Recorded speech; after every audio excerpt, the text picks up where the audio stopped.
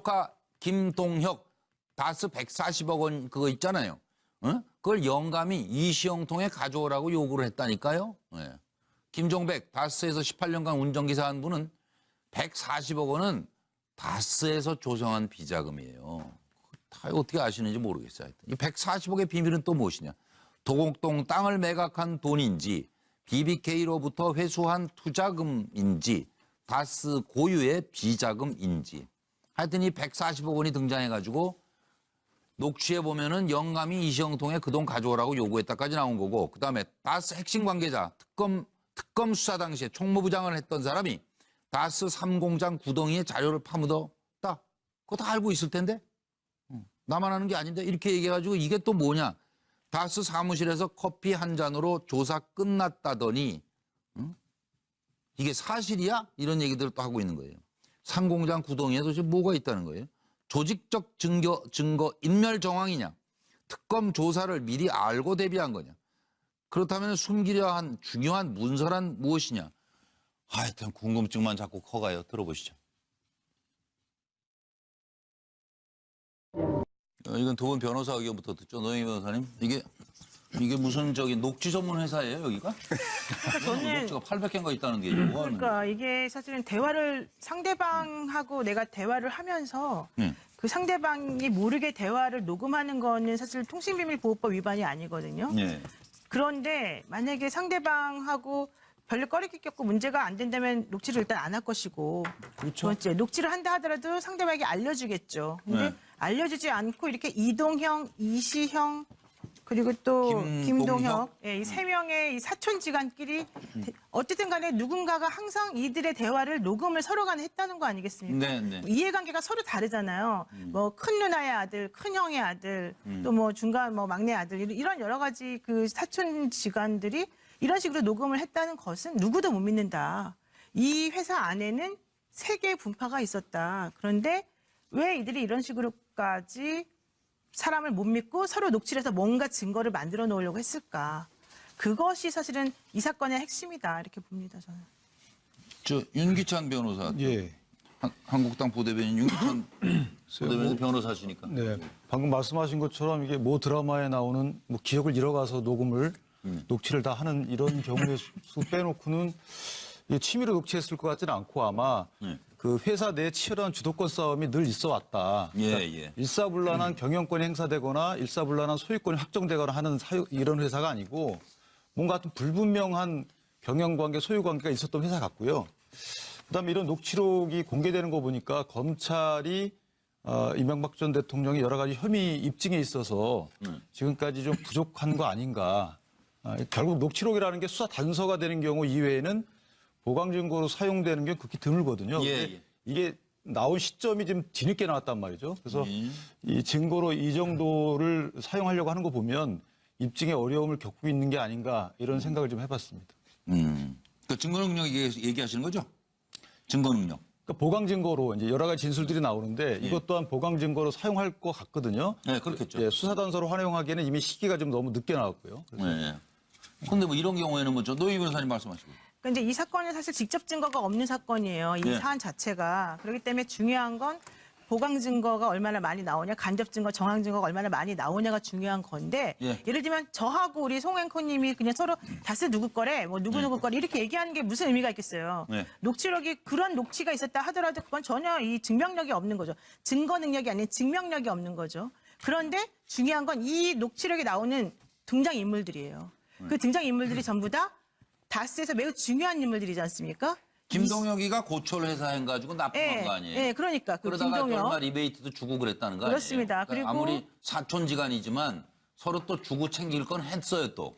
그 중요한 거는 다스의 핵심 관계자들의 대화가 이렇게 많이 녹음이 돼 있다는 것은 단순히 보강 증거다라고 보거나 단순히 간접 증거다라고만 보기는 않는다는 거죠. 지금 우리 윤기찬 변호사님이 증거가 없기 때문에 이러는 거 아니냐라고 말씀하셨지만 저는 그 반대라고 생각한다는 거죠. 이 세 사람은 제가 아니 윤 변호사 그냥 동의? 아니 저 이시영, 이동영, 김동혁 씨는 실제 당사자가 아닙니다. 그래서 저분들은 이제 아마 검찰에서 진술 조서를 작성해서 받든가 별도 예, 증거 예. 사용하기 위해서 네. 또는 결국은 법정에 나가서 이제 전문이기 때문에 법정에 나가서 또 인정을 해야 예. 정식 증거로 사용될 수 있을 것 같아요. 예, 지금 강기정 의원님 말씀하시겠다고. 이 이시영, 이동영, 김동혁 세 사람은 단순히 개인이 아니라 사실은 대리인들입니다. 이명박 또는 이상은 또는 이렇게. 그래서 이 사촌들 솔직히 얘기하면 욕심 낼 만한 사람들이죠. 뭐. 그렇죠. 그렇잖아요. 사촌들 간의 재산 상속 내지는 그렇죠. 비자금을 두고 지금 네, 맞아요. 주도권 다툼을 하고 있는 겁니다. 그렇기 네. 때문에 이 세 사람들은 심부름꾼이 아니라 네. 실제로 이 다스를 비롯한 또는 도곡동 땅 판매 대금 뭐 아직 밝혀지지 않았습니다만 네. 등등에 대해서 주도권을 지금 확보하려고 하는 싸움을 하는데 네. 문제는 이 싸움의 중심은 MB의 아들인 이시영을 중심으로 하고 있다는데 이 저 사촌들과 싸움의 핵심이라고 생각합니다. 예, 예. 그런 점에서 다스의 주인이 누구일 건가 최종 네. 판단 내지는 결정이 나기까지는 앞으로 많은 그 발언들, 증언들이 있을 거다 저는 이렇게 확신을 합니다. 예, 황선 하시겠어요? 예. 이게 원래 이 정치에서 보면요. 인색하면 사고가 많이 납니다. 접근한테요. 보좌관, 비서관, 기사한테 인색해도 사고가 많이 나죠. 근데 이 사건을 보면 전 대통령이 다스를 관리하는데 만약에 본인께 맞다면 말입니다.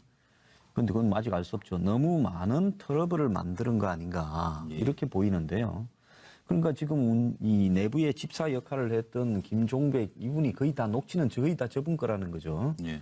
그래서 상대에게 압박용으로 작용할 수 있기 때문에 예. 최근에 이제 정권이 바뀌면서 이 부분에 대한 조사가 들어가는 부분이 사촌들끼리도 한마디로 이 기회에 자신들의 입지를 회사에 대한 자신들의 입지를 갖다가 한번 강화시켜 보자는 쪽으로도 이용되는 쪽으로 간 것 같아요. 예. 그러니까 그 부분에 대해서 정언할 수 있거나 핵심적으로 많은 걸 알고 있는 사람을 끌어들이고자 하는 과정에서 저렇게 엄청난 녹취 내용이 나왔는데요. 예, 예.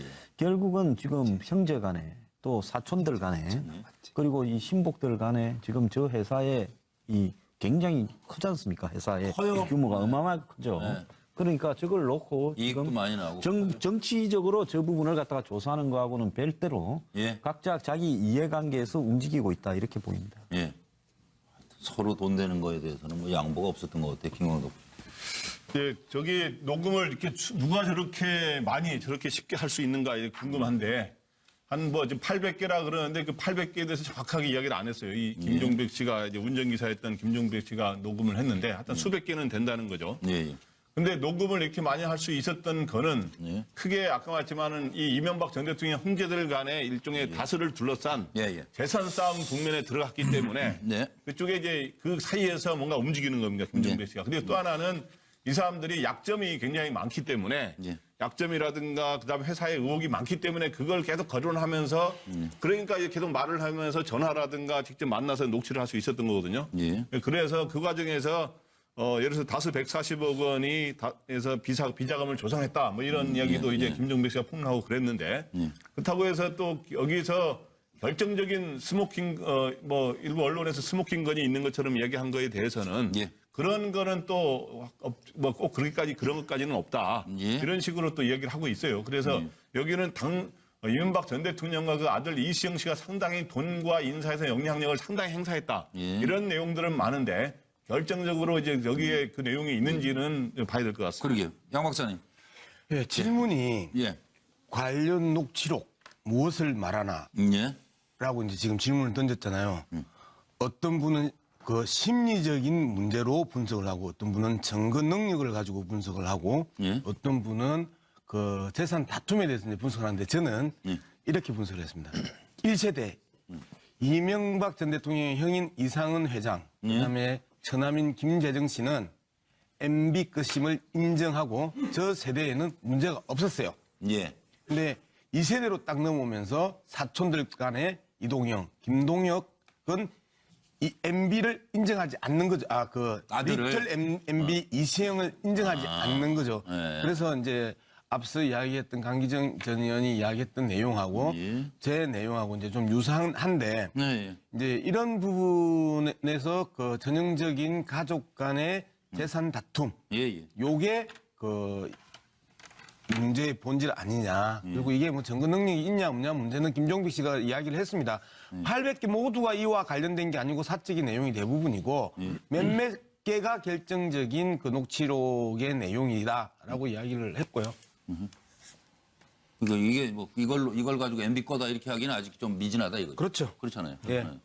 그러니까 이거 뭐 보강 증거 능력 얘기를 아까 하셨는데 이거 확실하진 않죠. 이거 가지고 노 변호사님. 이거 하나로 좀 네. MB 다수 MB 거다라고 할 수 없어요 지금. 당연하죠. 예. 이제 주식회사는 기본적으로 돈을 누가 댔느냐 하는 게 사실은 그게 그 주인이 누구냐를 따지는 가장 기준이 되는 거라서 사실 이제 주식 소유가 누구 거냐가 중요한데요. 그거죠. 이 회사는 지금 현재 주식이 그 명의상으로는 사실은 이명박 전 대통령은 전혀 개입돼 있지 않지 않습니까? 예. 그런데 문제는 상법상 주식회사 관련해서는 차명주주도 인정을 해준단 말이죠. 네. 그렇기 때문에 그 부분과 관련해서 명확한 게 나왔으면 좋겠고 예. 이제 그렇지 않고 나머지 주변에서 떠드는 얘기들은 그렇게 명확하게 나오지 않았기 때문에 이제 다른 것들을 근거해서 실제 정확한 게 무엇인가를 알아보기 위해서 얘기하는 그런 과정이다. 이렇게 이해하시면 될 것 같습니다. 예.